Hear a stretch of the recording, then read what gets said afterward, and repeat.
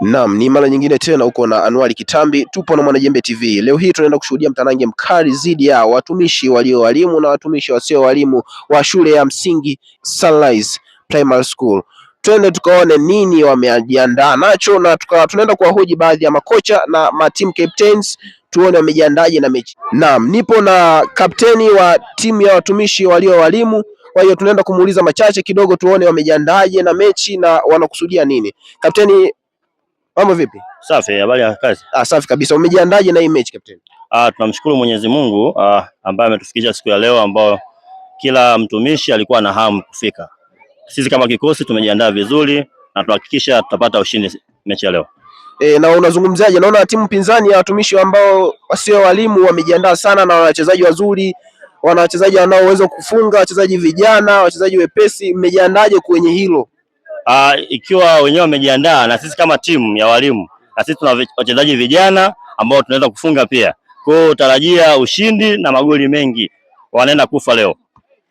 Nashukuru sana kusikia hivyo kapteni na kutakia mchezo mwema. Asante sana. Karibu sana. Mchezaji wa upinzani, hongera na kujiandaa na mchezo. Asante sana. Umejipangaje na mechi ya leo? Hakika tumejipanga vizuri kwa sababu wao wanahitaji kulipiza kisasi, ila sisi mwendo wetu ni ule ule wa kwa.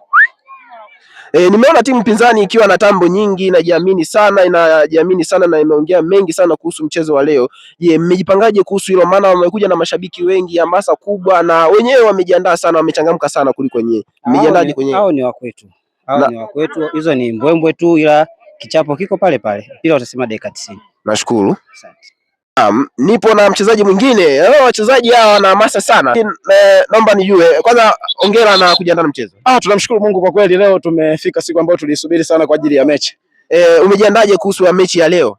Mechi ya leo kwa kweli sisi tumejiandaa na tulichojiandaa kikubwa ni kushinda. Ni lazima tuchukue ushindi wa mabao matatu leo. Una neno lipi la kuambia mashabiki wa timu ya walimu? Mashabiki wetu tunachowaambia sisi leo watafurahi. Kwa kweli wataenjoy, watapata burudani kutoka kwa walimu, wajiandae. Hizo mbuzi 2 na hiyo 50 sisi tulishaichukua tayari.